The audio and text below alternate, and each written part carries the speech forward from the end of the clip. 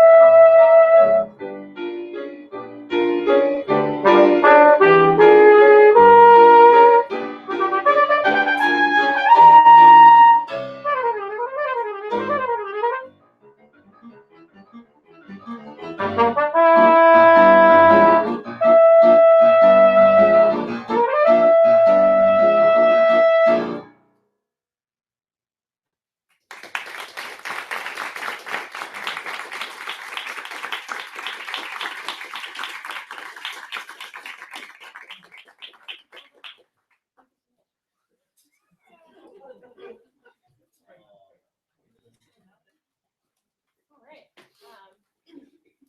So, look myself here.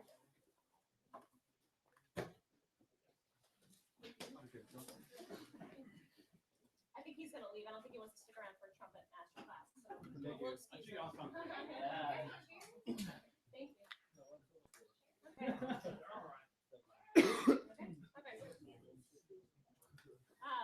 So, as I said, today's topic is commissioning new works. And so I kind of just want to get you thinking about it a little differently. Some of you may be really familiar with how the process works. Some of you, may have no idea of what the word commission means. Who knows? So I'm hoping by the end of this class, we'll get you all on the same page and hopefully also convince at least some of you to consider commissioning a new work sooner rather than later. So, as trumpet students, I think we spend a lot of our time being concerned with perfectly replicating the sounds of others. How many of you guys, by show of hands, have tried to sound like Phil Smith in your practicing? Okay, good. Or Bud Herseth, right? Or, thinking of some jazz guys like maybe Wynton Marsalis or Clark Terry, Miles Davis, The list goes on and on. I'm sure you all can think of your favorite trumpet player who you try to emulate when you're in the practice room. And as useful as that is and as important as that is, especially when it comes to winning an audition, I mean, if you can sound like Phil Smith in an orchestra audition, chances are you're going to win it, right? But I think we need to think about contributing something new to our trumpet world as well, So kind of going on a philosophical tangent for a moment, as musicians, we really should think of ourselves as artists. And I doubt that everybody necessarily thinks of it that way, We spend a lot of our time worrying about these war horses of our repertoire, like, oh, I'm going to play the Tomasi Concerto in my recital, or Halsey Stevens Sonata, Hindemith Sonata, etc. Once again, all those things are valid, and you should do those things. But what about contributing something new? Especially when you think about the fact that the trumpet, as we now have it, the valved instrument, is really not that old in comparison to, say, the violin or the piano. And so those instruments have like this wealth of literature to peruse from. They have, Mozart sonatas and et cetera that they can play. Our literature, while it's expanded recently, is still kind of narrow, So I think as artists, you want to try and contribute something new, and your role in that can be commissioning a new work, Another way of thinking of this is all the things we enjoy in life. So music, obviously, I hope, right? Literature, food, art, all those things. If nobody tried anything new, we'd be kind of bored, right? Especially in today's society where we're like, I don't know about you, my smartphone has made me ADD, where I constantly am thinking about 5 things at once, and I'm on my phone and on the computer and the TV's on, and So we need to keep things fresh and new, and that's where the commissioning process comes in. So who can define for me what's a commission, or what's the act of commissioning? Who's up for throwing out a definition? Everybody. A room full of trumpet players and everybody's shy? Come on. What do you think? Just take a, it's okay if you're wrong. Just take a stab. Yes, ma'am. It's where you have a composer write a new piece. Perfect. Yeah, pretty simple, right? So if you're the commissioner, you're the person interested in this new piece, right? You team up with a composer, you come to some sort of agreement financially and like how long it's going to take for that piece to arrive, and then boom, the piece arrives. Sounds pretty simple, but actually it can be kind of a complicated process. Think about all the questions that come up. How do I contact a composer? Do I need to know something about this process before I contact the composer? How much is it going to cost? How long does it take? Do I need a contract? You know, lots and lots of questions that are, I don't know about you guys, but that's when I embarked on this endeavor, that's how I felt. I kind of didn't know where to begin. And as a result of that, I bet a lot of you in here are thinking to yourselves, well, yeah, it'd be cool to commission a piece someday, but I'm just a student. You know, I'll wait till maybe after graduation or wait till I'm established at a university somewhere, you know. And I'm hoping today that I can convince you not to wait, because in actuality, as a student, you have more opportunities for funding than professors do, believe it or not. So I'll give you some information on that front. And there's also other benefits to doing this. So I'm going to tell you 4 benefits of commissioning, and then we'll delve into some more info. So the 4 benefits are, number 1, you're contributing something new. So it's a very noble act. You're going to help bring this new piece of music into the world, and you should feel good about that. That's probably the most important reason to commission a new work. Not just to benefit you, but to benefit your fellow trumpeters and future generations to come, right? The rest of these are kind of self-serving, okay? But they're true. You know, how many of you guys are master's and doctoral students? Okay, got a couple of you guys here, and so everybody else is undergrad. That's cool. Maybe some of you guys are thinking about going on for your master's and doctorate. I know, you know, it's never too early to think about that. Commissioning a new work is a great thing that you can put on your resume. And not just from a bragging standpoint. You know, University of Kentucky is a research one university, right? So research is very important. If you have any friends, like I'm very mindful of this nowadays because my husband is starting his doctorate in music ed at Indiana University. And so he's learning this process of researching and writing articles, et cetera. So you might have friends that are kind of stressing out, oh, I have to do new research. I need to get published by this research journal. Well, think about it. For us as performers, commissioning your work, that's creative research. You know, you're contributing something new to your field. So when you're applying to jobs, that looks really good, especially if you do it as a student, because that shows initiative, and then you're going to continue doing that in your professional career. As the commissioner, you get certain rights, like you get to be the first person to premiere the work, like I did 2 days ago. Typically, you can work it out with the composer, where you're the first person to record it professionally, or you're the first person to play it at a conference, let's say. Your name gets slapped into the score. So anytime anybody buys this piece of music, oh, commissioned by Joe Smith from University of Kentucky, right? So it's got those benefits. It also helps, you know, at the beginning of class, Dr. Doble was talking about what a small world the music world is. And while that is absolutely true, you know, I wasn't a student too long ago. I know that feeling of, gosh, like nobody knows who I am. How do I network? How do I get to know people? You know, this could be one way of kind of getting your name out there, you know. So just something to think about in that way. And then as I mentioned just a minute ago, step number 4, or reason number 4, is there's a lot of funding available for guys just like you. Whereas now Dr. Doble and I, we don't really fit that qualification anymore since we're established at a university. So, so in a minute, I'm going to pass out some packets to you guys. We're going to go through it. First, I'm going to tell you about my experiences commissioning this work, so you can learn from what I learned. But then I thought, you know, I may not be convincing enough for these guys. So what I did is I reached out to 4 of what I would venture to say 4 of the most popular brass composers at the moment. Erica Wazen, Jim Stevenson, Kevin McKee, and then of course, Carson Truman. And I sent them a questionnaire of questions that I thought you guys might have, questions that I had, and graciously they all responded with their answers. So I've kind of compiled this into a document that we'll go through. And I also asked my former teacher, Chris Gecker, for his input, because Chris is, well, obviously a very established trumpeter, but he has a lot of experience with commissioning works and premiering new works. When I asked him, he's so humble. When I asked him like how many pieces he's commissioned, etc., he was like, "Oh, I think about 8." You know, he's kind of vague about it. But then he did admit that over the 40 years of his career, he's premiered several works per year.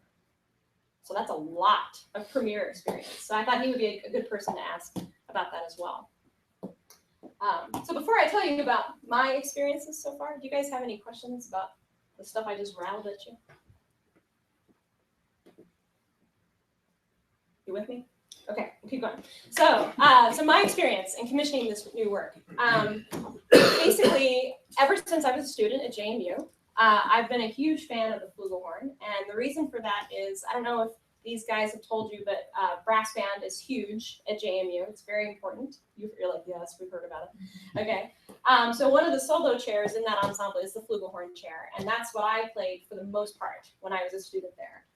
And so what I discovered was like this beautiful instrument with a really great tone, really great timbre, and yeah, most of the time when I had a solo in the group, it would just be something pretty. But every now and then, in a test piece especially, I'd get a lot of technique that I'd have to play on it. And so what I noticed was there's this discrepancy. You know, here we are in British style brass band. I'm being asked to play the same stuff the cornets are being asked to play on flugelhorn. And yet, when we look at our solo literature, you know, most of the time, and maybe you guys have seen this, most of the time a solo flugelhorn piece either has like jazzy idioms in it, or it's just really pretty. And there's nothing wrong with that, but I was sort of like, well, you know, where's the technique? Why isn't there a serious work for the flugelhorn, you know? And there have been sonatas written for trumpet and flugelhorn, but this one's the first sonata for flugelhorn in its entirety. And so the seeds of this idea started when I was a student. So that's why I'm trying to kind of encourage you all. You could start thinking about this stuff now and come up with some creative ideas. Flash forward a couple years, I was a doctoral student at University of Maryland, and I was working on a piece by Carson called Nova Dear Dreaming, which is for solo flugelhorn. And I emailed him. I had a question about the piece. I don't really remember what it was, but I emailed him and I asked him those questions, and we kind of started this email dialogue. And he said the same thing that I had always felt. He's like, you know, I think it's a shame that the flugelhorn most of the time is either, you know, deemed just as a jazz instrument, or it just kind of gets pretty lyrical stuff. He's like, someday I would love to write a sonata for the flugelhorn. And so that kind of lodged in the back of my brain. And I thought, okay, someday when I'm at a university, I'm going to commission him for this piece. Because right now, as a doctoral student, I'm too busy. Or, you know, came up with some lame excuse why I couldn't do it right then and there, which I wish I had, but that's okay. Flash forward to last year, I was teaching at the University of Utah. I'm like, okay, I'm established now at a university. I have these grants that I can write for. And I reached out to Carson, and he agreed to do it. And so we kind of started this working relationship. And what I found out along the way is that all those grants that I thought existed for new works don't really exist. Unfortunately, there's not a lot of grants out there just for a brand new instrumental music work, unless you are a student composer. And Dr. Doble mentioned to me there's a couple of you in here who have aspirations of composing, so something to keep in mind. There's grant money for you out there, untapped. You just have to, yeah, exactly. You just have to go after it, okay? And so as a result, I've had to be kind of creative in how I've funded this piece. Thankfully, you know, both University of Utah, when I worked there, and now at Campbellsville, both universities have contributed money towards Carson's commissioning fee, which is great.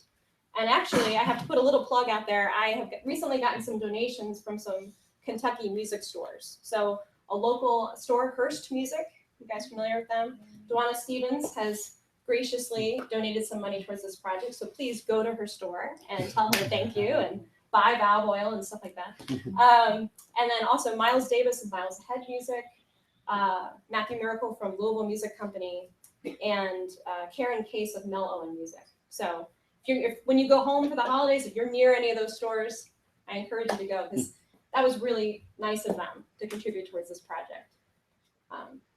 So here's where we're at. That's how the idea for this commission came. How about I pass out this package and we look at some of the advice from composers and Chris Gecker. So would you mind helping me? Cool.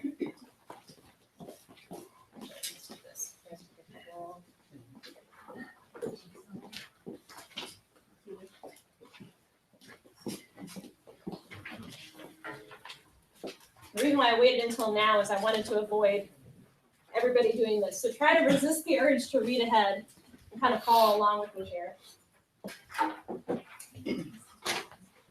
wait until they get past here.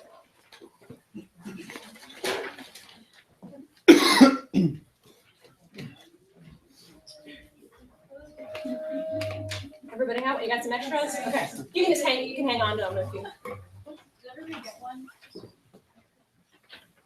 Everybody got one? Okay, cool. I know I had a couple extras in there, so I'll get them afterwards. Alrighty. So from the advice of Carson Truman, Erica Wazen, Kevin McKee, Jim Stevenson, which, by the way, are you guys familiar with their music? I hope. Good. Okay, some really great pieces out there. With their advice and with the advice of Chris Gecker, I've kind of compiled this guide. Okay. So step number one to the commissioning process is come up with an idea. You know, maybe you have one right now. You know, what interests you? Would you like to see a piece for trumpet and kazoo? I don't know. You know, what unique instrument combination makes you feel excited? Or do you have a particular story? You know, is there somebody in your life that really inspired you that you would love to have a piece written after them? Anything. You know, come up with some sort of idea. Okay. So then I asked these composers, well, what sorts of things interest you? You know, because I thought that might be useful to us, getting an idea of what makes composers excited. So here's some things that they said. Carson, you know, he said basically he's interested in anything where he can do it well and not repeat himself. So he's the kind of composer who, rather than you know, kind of chugging out a lot of music that sounds similar, he really strives to have different, unique pieces, almost like collectibles, you know, collecting jewelry or something, having special pieces in mind when he composes. Mr. Wazen said he likes to vary it as well. So he tends to go, he'll write a piece for brass, then he'll write a piece for strings, maybe for orchestra and band. And he actually said that's what he's really into now, is writing for wind ensemble and orchestra. And actually, when I emailed him, he said he was writing some piece for somewhere in Asia, and I think he was getting on a plane when he wrote my answer. So I'm really appreciative to him for getting back to me. Kevin McKee, who's a really good friend of mine, he also went to the University of Maryland. I reached out to him, and he said that he thinks it's appealing if something stretches him a little bit. So something unique in terms of instrumentation or a different idea. Okay.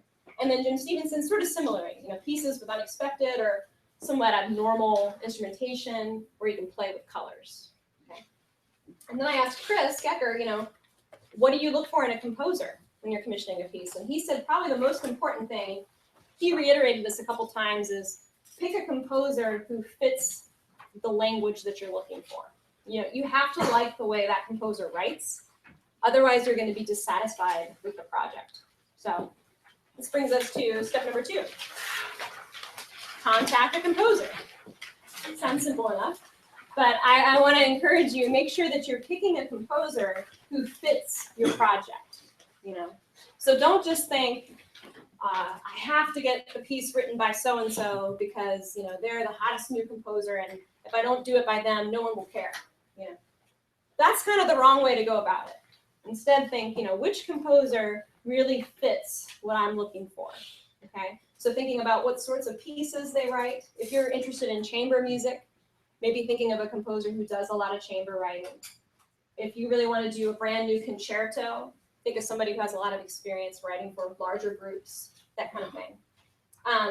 And the consensus among the 4 composers was that email is probably the best method of contact, which was a relief to me because that's how I contacted Carson, and I'm so glad I did it the right way. They said mainly it's because, you know, it's convenient, and then it's a nice record of your conversation. So you guys, if you don't remember something you discussed, you can go back and just look at the email. So email is the best way. I also thought Kevin McKee, the KM, I really liked what he had to say here. He said, whether or not a composer accepts your commission is often about timing. So I would say if there's a composer you really like and really want a piece from them, don't be afraid to be politely persistent. I found that very comforting, because I don't know if you're like me and you worry like, oh gosh, is this composer going to be like, who is this bothering me? You know, delete. That may happen. You know, they might be stressed, they may not have time. As long as you're polite, and maybe not sending an email every day or every hour, but let a couple weeks pass, let a month pass, try again. And if they say, right now is not a good time, 6 months later, a year later, Kevin said it really does most of the time, at least for him, if he ever turns anything down, it's just because of timing. So don't be afraid to be politely persistent. Okay. This rolls perfectly into step number 3. You have to be patient. This process takes a little while. So when I asked them, what's a typical timeline for commission, they all said different things, but essentially 1 to 2 years is a typical timeline for a project. This can be tricky when it comes to securing funding. So it's good to kind of keep this in mind when you're looking at grants, because there are some grants that have deadlines by a certain time, and then they have a deadline for when you spend the money, et cetera, et cetera. So it's good to kind of keep that in mind when you're trying to find funding for it. For this sonata that I played for you all, it's been pretty much exactly a year. So I contacted Carson a year ago, August of 2014. He delivered me the piece the first week of September of this year, and then I premiered it this month. So right in there, and within 1 year.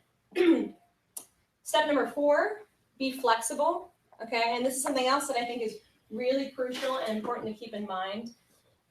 When you approach a composer with an idea, that idea is a starting point for that composer.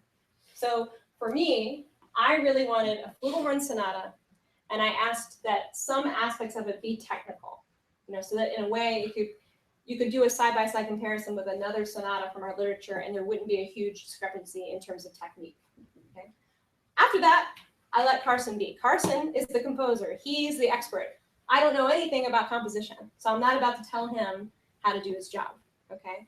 And they all said this. It's, please trust us and let us do our thing. So Carson said, when looking for traits, personality traits in a commissioner, he hopes that they are familiar with his work. Okay.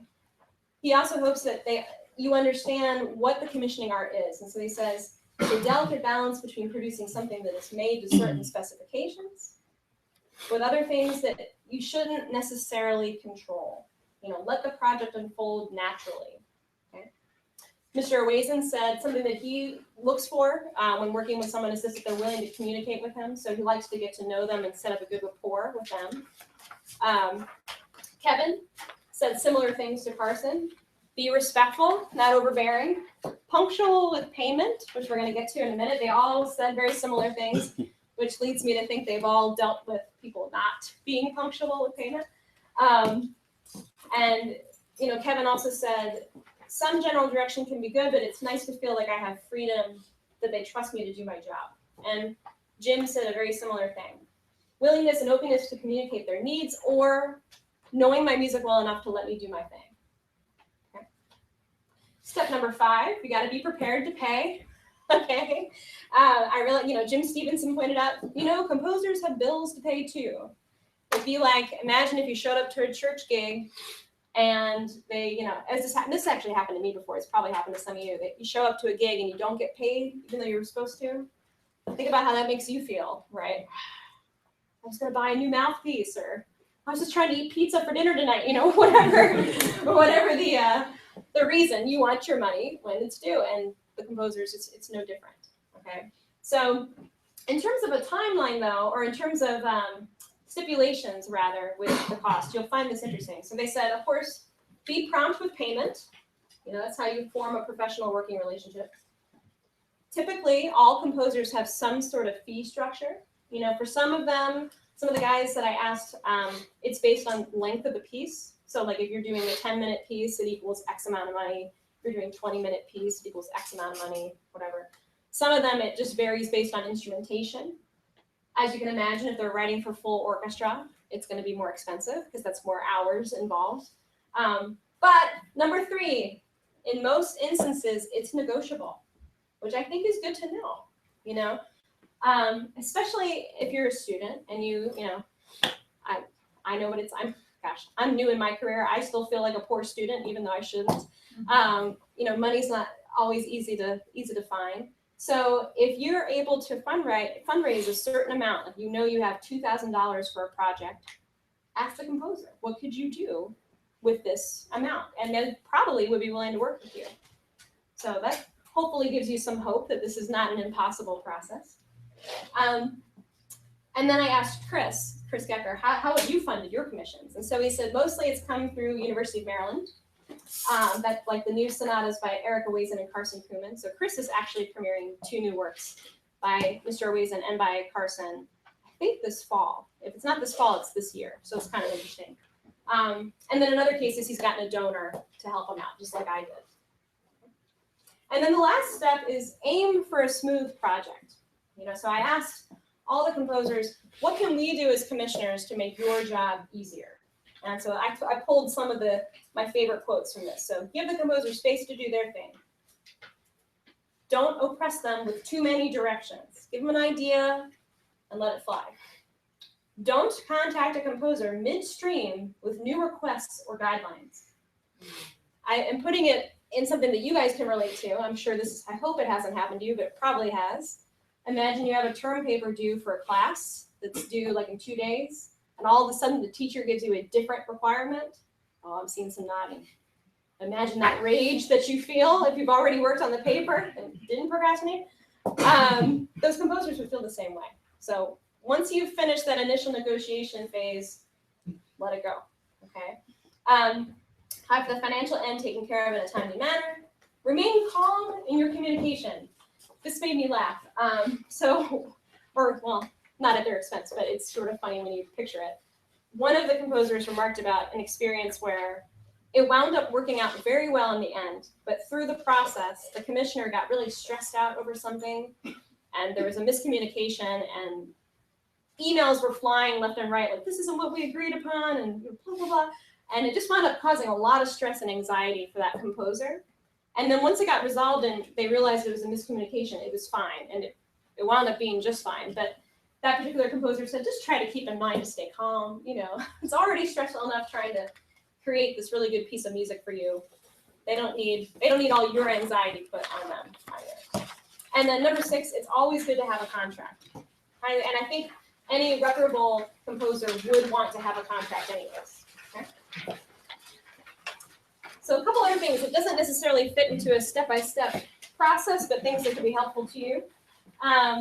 I asked them, how collaborative should this process be?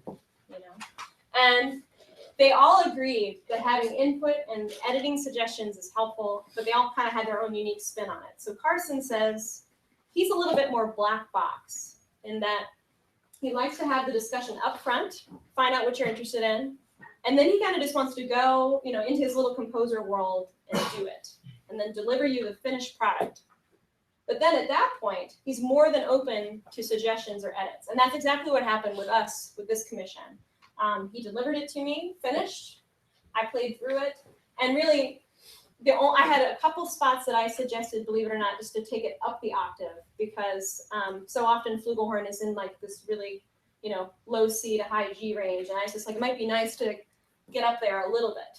Typical trumpet player wanting it higher, I know. Okay, and he acquiesced. He agreed. He's like, oh, sure, and he did that. Mr. Wazen says he likes it to be really collaborative if he knows the person. And I know from talking to Chris in lessons, Chris has premiered and commissioned several of Eric's works. He would talk about getting drafts in the mail from him, playing through it, and then giving him some advice. So Mr. Wazen likes that aspect of it. Kevin is kind of the opposite. So Kevin says, right, as of a month ago or a couple weeks ago when I contacted him, he was working on his 10th commission. And so far it hasn't been that collaborative for him. He's been approached with an idea, he's gone and written it, and then delivered it to the person. And so far so good, it's worked well for him. I don't think he's opposed to collaboration. That's just been his experience so far. And then Jim Stevenson said, I love the interaction. It actually doesn't happen as much as you might expect. This romantic idea of a composer sitting in a room with a performer, hashing things out, coming up with these great sounds and ideas just doesn't happen so much because the people that he's typically writing for are very busy, as is he. But he said, that being said, when it does happen, he really likes it because it pushes the piece in a direction that he would have never imagined. So once again, your opinions are valid. You just have to be very polite and cautious with your interactions with the composer. So similarly, I asked Chris, is there anything that we could do as commissioners that would be politically incorrect? Or, how collaborative have your experiences been? And he said commissioning has to be handled with flexibility. So Chris thinks it's okay to ask for a specific length. It's okay to stipulate range limits. He thinks it's okay to, suggest things in terms of pacing and endurance. But what he said is a no-no is you can't ask the composer to write differently. That composer, it's sort of like, it'd be like ordering chocolate ice cream and then wishing it was chocolate chip cookie dough, right? That doesn't really make any sense. If you go to a composer for their sound, you can't want them to sound like somebody else. So keeping that in mind. So then I asked the composers, okay, what are your biggest pet peeves? What has happened that has really irked you? And they were all actually very polite, and most of them were like, oh, nothing really, but then I did get some information out of them. So Carson said, feedback that comes too late. So let's say you've commissioned this work, it's arrived, you're excited, you play through it. Right then, that's the moment to contact the composer with suggestions. All of us are busy. Let's say the composer delivers it to you 5 months early, and your recital is 5 months away. It might be tempting just to kind of shelve the piece and wait until it's closer to the recital. The problem with that, and I think he says this really well, so I'll just quote him, is with each passing day, that music becomes less fresh in our minds. We move on to the next project, and all the specific reasons for every choice made fades into memory. When you write it, you hold everything in your head in a truly intense way. You're living every part of that piece. And it's impossible to stay at that level of intensity with every piece in your catalog. You have to let it go in order to get that intense with writing the next one. So that makes a lot of sense. That's not something that I would have necessarily thought of without having reached out to him and asked him. So keep that in mind, that once you receive the piece, play through it, and if you have any suggestions, reach out to the composer then. Kevin says 2 pet peeves. One is hovering too much, so constantly checking in. How's the piece coming along?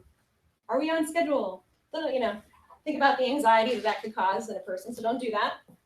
And then also respect the agreement that you made. Don't ask for the piece to be done sooner than what you agreed upon. Okay? And then Jim had a unique pet peeve, or 2 unique pet peeves. Said it bugs him when he gets the impression that somebody's trying to get him to write a piece for free. And I would hope that none of you would do that, because once again, going back to that gig idea, and this has happened to me before, hopefully it hasn't happened to you. You show up to play maybe at a church, and you get this sense that they're trying to pressure you into turning it into a donation. No, right? That's where my rent money is coming from. I can't do that. So same thing with those composers. It's going to cost money, but it's a worthwhile investment. So, and then another thing that Mr. Stevenson mentioned was he doesn't like it when he's approached asking about his rates, but he gets the sense they're just really trying to suss out how much the whole process costs before they approach another composer. So if you're approaching said composer, you're interested in working with them, not somebody else. Okay. I asked each of them, what have they learned from this process? So Carson, I think the unique thing to Carson's view was that it's really tough when somebody wants a commission of yours based on another piece, at least for him. He says they basically just want another one of those. Some composers can work fine that way and crank out many similar things. Because I'm a prolific composer, I'm very conscious of not wanting to repeat myself and just do another one. So that doesn't interest him so much unless he can change it somehow or challenge himself. Kevin says the one thing he's learned is that he winds up going in a direction with his composing that he never would have thought of. He basically says, I would not have written many of the pieces I have if they hadn't been commissioned by the people who commissioned them. And so that's really special to him. So he likes it. Approach him, And then Jim says the interaction with all the various people is my favorite part. And of course, there'll be ups and downs, but every project should be met with the same level of dedication, whether it be for a middle school band or the Minnesota Orchestra. So for those of you in here that are aspiring composers, keep that in mind, that every commission should be treated with the same level of respect on the composition end as well. I asked Chris Gecker, what have you learned? And he said, basically, it's very important to him to get new works written. He's always been committed to the process of getting new pieces written and performed. I love this quote. Each one is a gift to our colleagues, audiences, the whole music community. So it's a really special thing to participate in this process when you look at it like that. And then I asked them all if they had any general advice, and most of them said that they thought they had covered it in their earlier answers, but Mr. Owazen says, commissioners should know the time it takes to write and the expenses involved can be very high for composers. Very few composers earn their living just by composing or getting commissions. Most of us also teach or do other work to earn a living. So keep that in mind. And then Chris Gecker says, I would advise to think of the piece being written as being for everyone, not just the exclusive property of the performer who commissioned the piece. It's okay to want to do the premiere, but no one will really remember that detail after a short amount of time. And, you know, this piece of advice reminds me of something that kind of like when your mom or dad give you a piece of advice that you don't want to agree to, but it's true. You're like, oh, that's right. You know, so for me, the excitement of premiering this piece, yes, it's very special. It's cool that I'm involved in it, but he's right. You know, a week from now, a year from now, whatever, no one's going to care that I premiered it. What's most important is that the piece is a legitimate, good piece of music. So that's something to keep in mind too, not to have all, you know, I rattled off a couple sort of selfish ideas at the beginning. The number one reason to commission a new work is to contribute something new to our trumpet literature. So in summary, here, why to commission a work? It results in the growth of our trumpet literature. You do get certain rights that can come in handy, getting to premiere the work, getting your name printed on the score. It can help you raise your professional profile. And in our last little bit of information, there is funding available for you as students. So these are just a few grant resources that I've found. I tried to tailor it to things that I thought might interest you guys.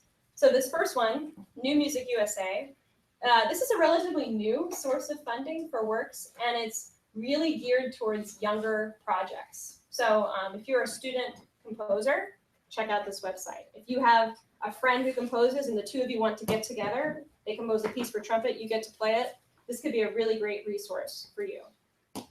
There's also the ASCAP Foundation. Right now, the only music-specific grant for new music that I could find was this one. So if you're a young jazz composer, you can check out that award. And then you guys here at University of Kentucky have some great resources. Are you guys familiar with the Friends of Music forum?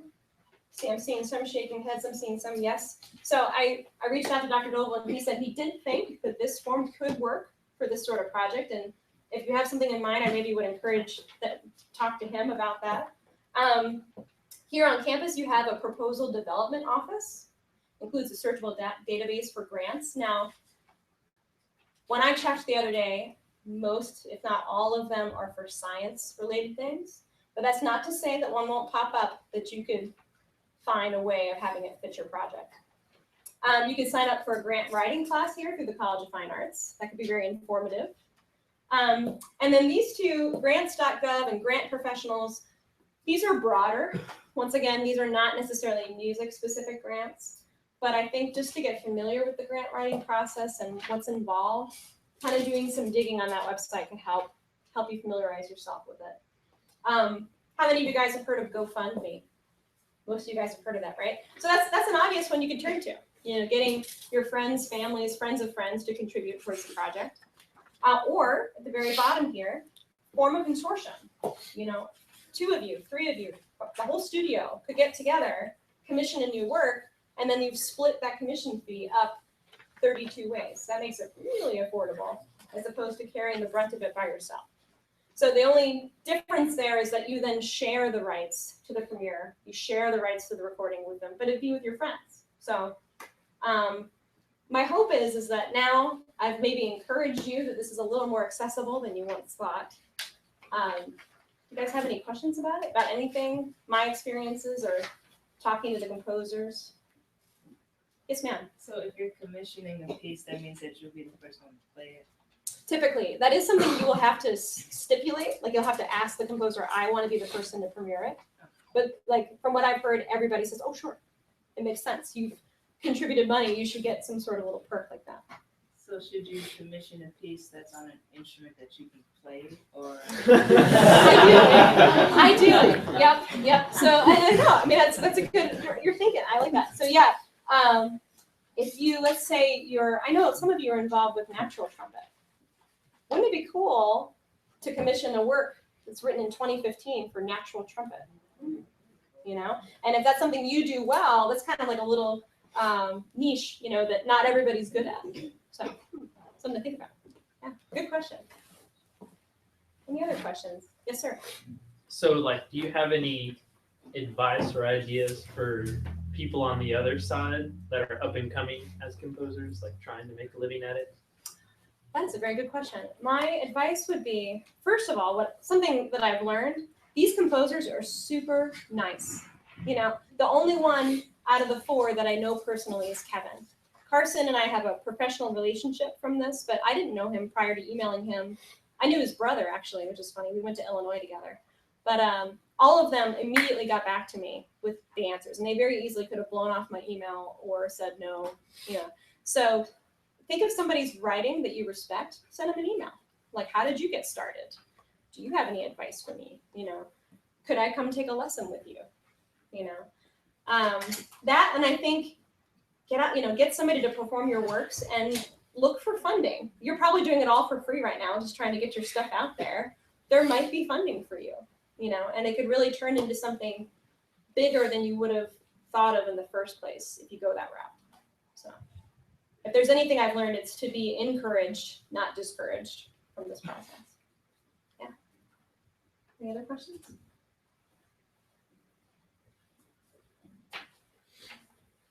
Okay, well, hopefully you find this inspiring, you find it comforting, you know.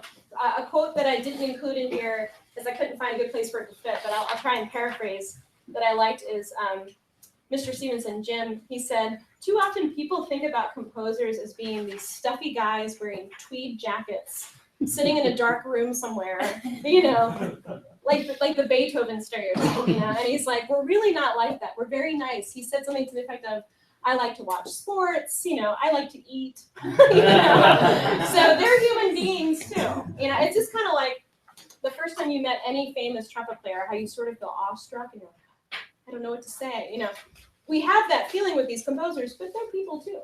You know, so definitely think about doing this for sure. Cool.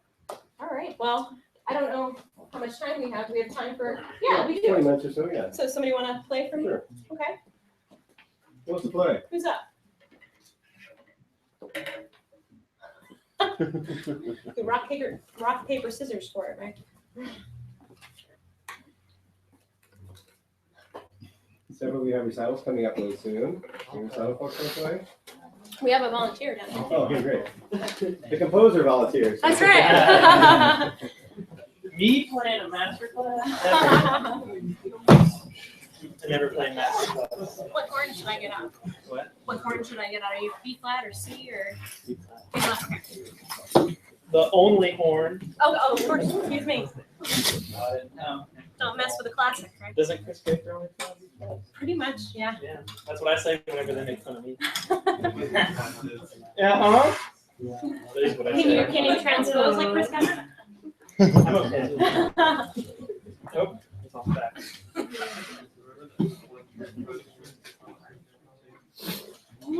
Well, let me ask a question then. Sure.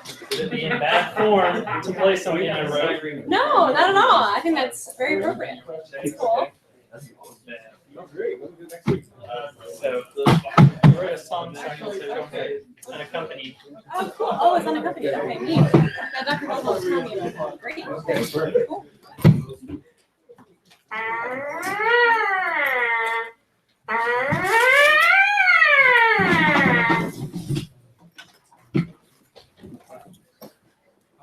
Yeah, Mike. Yeah. So does this count as a premiere? No. So we're in progress. No, actually, it's finished. Okay. I haven't printed out the nice, pretty final copies. But it has like a little performance that goes with it. You can play off stage. Oh, neat. It's nifty.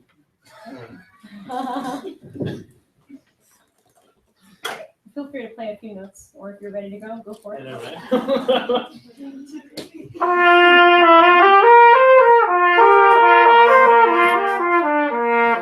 She knows.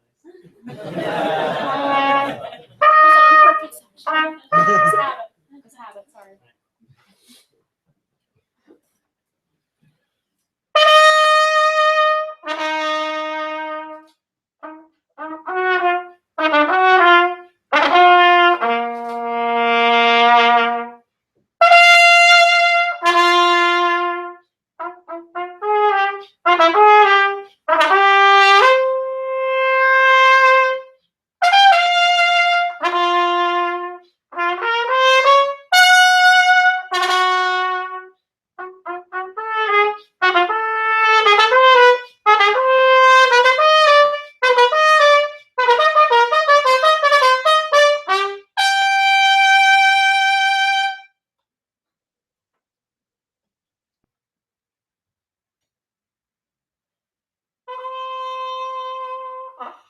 Oh,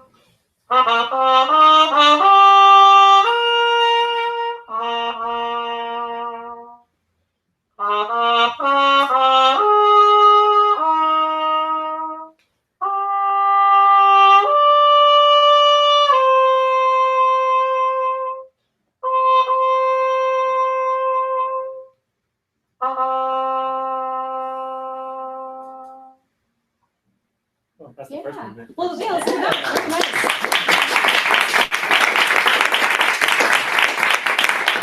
Four more movements. Very cool. So it's 9 minutes total. Okay. And do you want to hear any more? We can talk about that. Well, let's talk about that much, and then maybe we'll go on to the next one. You got to do it gently. I like that. Well, not the title, but that's okay. These are all the old copies. I actually have new copies I need to print out. Okay. And so it's all essentially it's like a it's like the idea of someone telling a story. Okay. And so the first one's A Tale Begins, and so it's performed off stage. And so it's like the story sort of beginning. Okay. That's really cool. Let's see. Is the cup mute portion off stage too? Mm-hmm. Okay. Have you performed it yet? I played on a divisional where I played 3 of the movements. Okay. I'm just wondering, like, how difficult was it to get that to speak cup mute fast? You know. It was easy. I forgot it, so I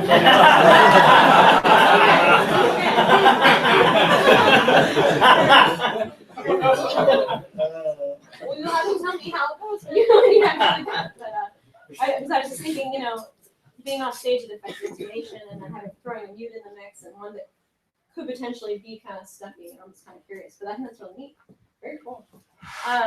Yeah, I love how declamatory this opening is. I think your approach is very free, and I'm not seeing you get too tense for these large leaps. I mean, a lot of really good things are happening. Every now and then, with these quick valve things, it's not totally clean. So I'm just wondering, like, for example, when you've practiced this, have you done anything to address that?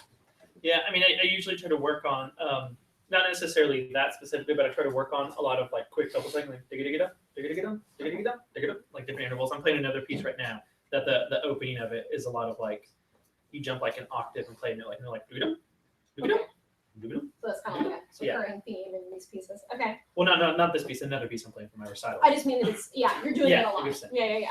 Okay. Have you ever tried, from the opening, slurring? I haven't. Let's try that. Yeah. Let's try that. And it might affect accuracy. I don't want you to, Should I re-articulate notes? Or you want me to just? no, make them tied. Yeah. Nice deep breath.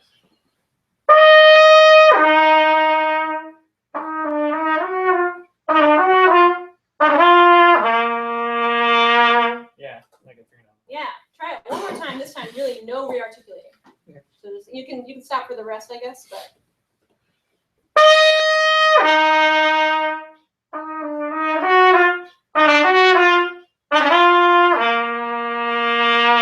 all of that is really nice. That's still a little unclear. So just do this, slur it. It's not as fast as you think. Mhm. Try it one more time. Just that? Just that.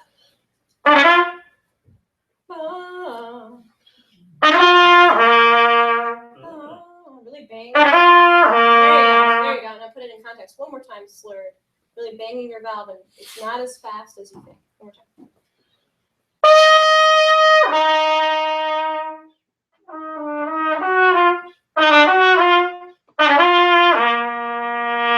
That was really clean. Awesome. Now, play all of the rhythms on this F. Ah.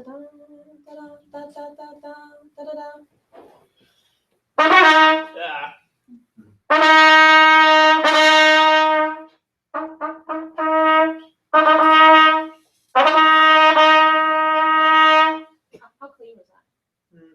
And it's because I'm asking you to do something you've not done. Yeah. Okay, so it's okay. Try it one more time and make sure that the breath that you take, I love that it's energetic, and I love that it's rhythmic. That's something that I have to work on with my students a lot, is sometimes they'll take this before something really fast or whatever. So I like that it's in time. Just be cautious that it's low and relaxed, not at all tension felt. One more time on that low F, all the rhythms.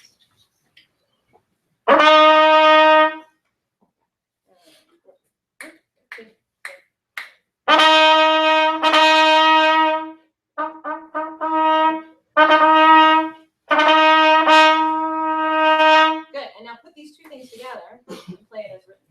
Think about the air from your slurring and the precision from your timing.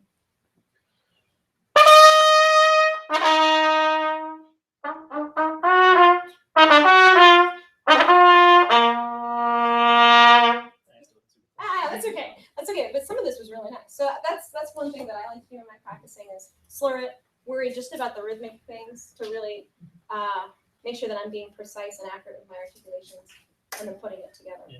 Okay. I want to do it one more time. Uh-huh. Can you think about these 3 eighth notes leading to this A flat? Mhm. And we're going to practice it this way. Let's do wind patterns and fingers. So think about. Okay. 1, 2, 3.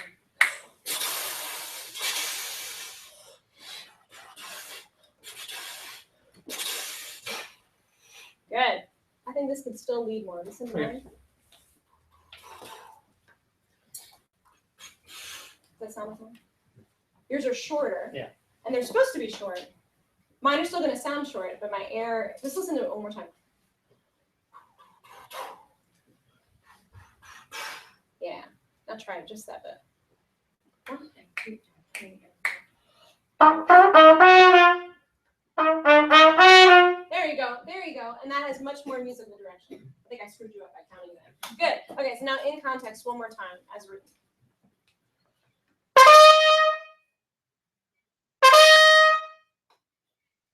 You know what I'm wondering? Okay, sorry. I'm going to stop you again. I'm wondering if part of it has to do with your stance. It's not. Are you sure? Yeah. Do you normally have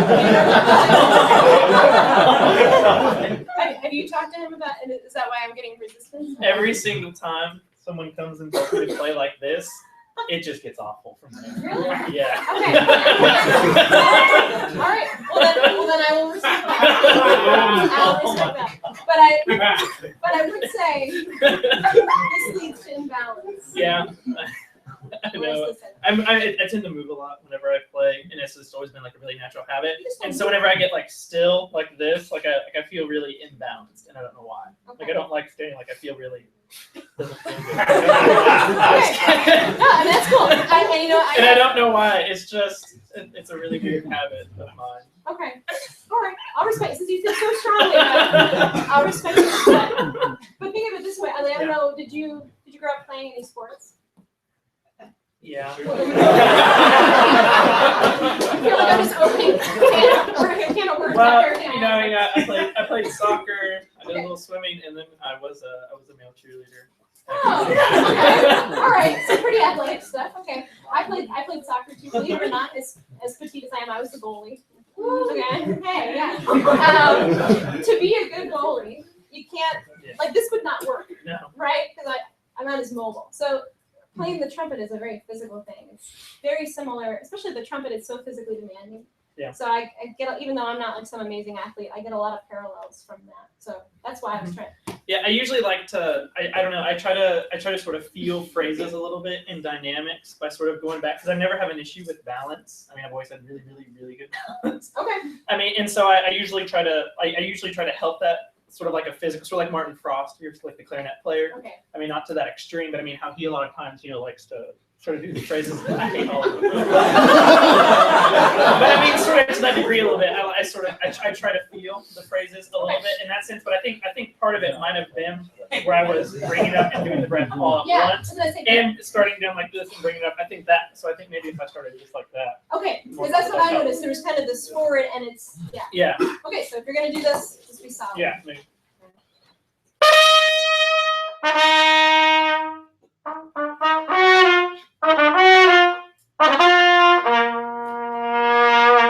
That's much more musical instead of so repeating that same idea there, etc.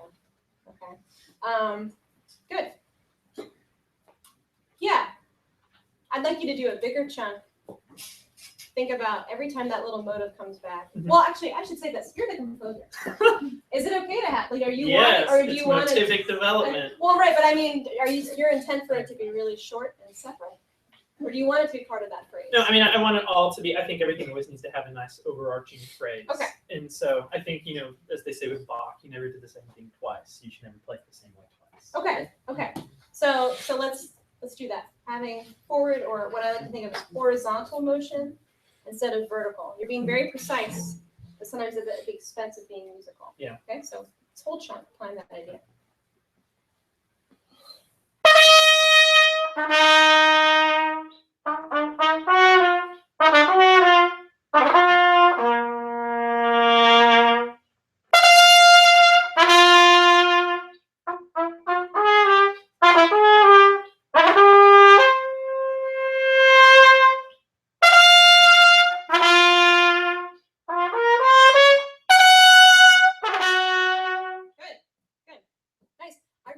Articulations in the upper register.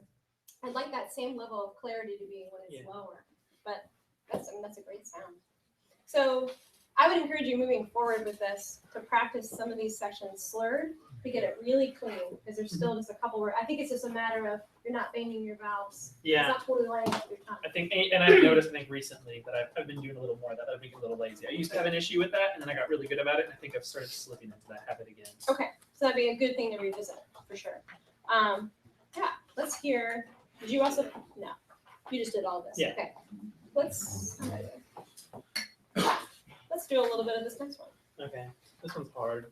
Okay. I shouldn't have done that, but I did. You can Well, always you're the- change it. I was gonna say you're the composer, so you can go whatever tempo you want. So.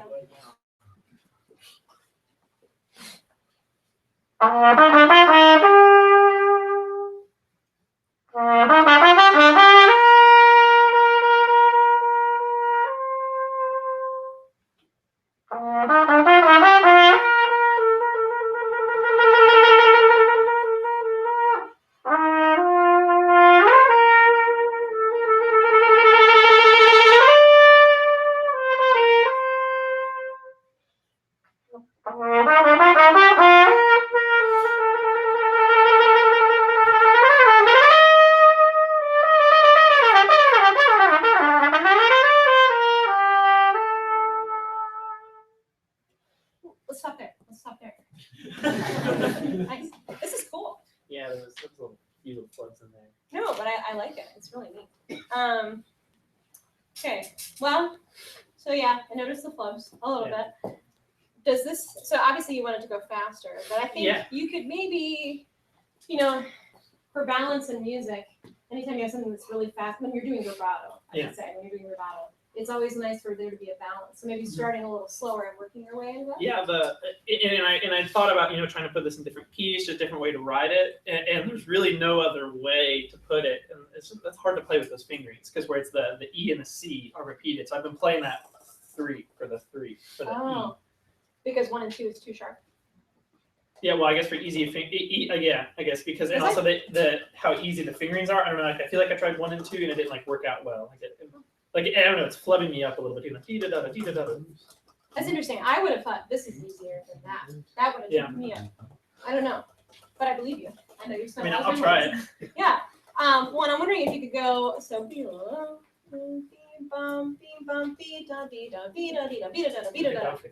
Trying to make it a little more slowly. Yeah. Pick a good spot and give that a shot.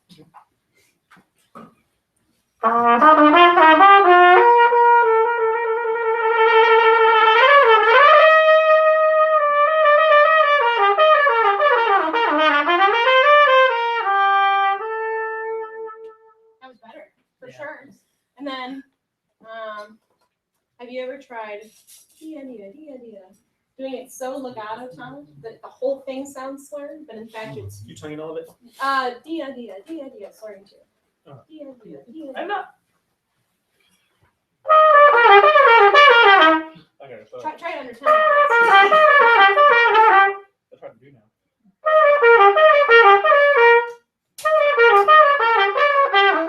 So I'm having trouble doing that. yeah, well, something else you could try. So if we're working on this little spot here, under tempo, okay. Once again, I would slur the whole thing.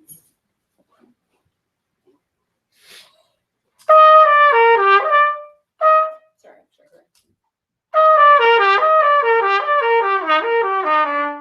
And then I go. Kind of practicing the tonguing where I'm going to break it up. And then.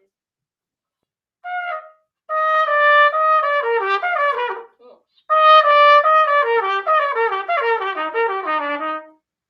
Dia. Okay, so you want me to try just Yeah, try it under tempo. and slur all the way through Slur the first? whole thing. Yep.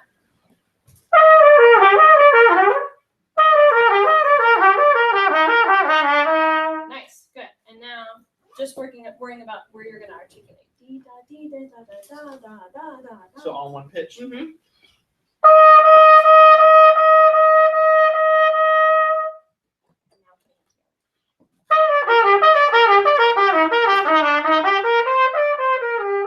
Now, granted, that's yeah. I mean, it's really smooth. Not this is a little slower than what you want to do. But all you have to do, thank you. But all you have to do now is the speed that technique up, and then you got it. Okay. Yeah, that's another. Talked about him a lot today. That's another Chris Geckerism. Is he hates it when trumpet players, especially when we have like a large slur, like an octave slur, we have that kind of gross wah kind of sound. He doesn't like that. Yeah. He wants to be able to sound like a woodwind, and he can do that so well. It's kind of freaky. Where he will lightly legato tongue things, but it still sounds slur. Mhm. So I think it comes in really handy to do that. Great. I'm getting the sense that we're out of time. Seems. It's not there yet. Okay. Well, thank you so much for finding here. Thank you for having me today. This was fun. It's in here.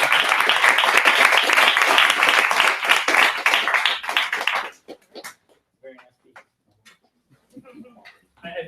I've not played this in front of anybody else because I feel like there's a lot of stigma attached to having. I hate having to play this. Oh, really? Yeah. But there's just a lot of Just stigma. right, because then not only are you being judged on your playing, but on how you. Well, this is the first thing I've written for trumpet. Oh, cool. I really like it. It's great. Modern. So yeah, I mean, I was wondering like. Commissioned by me.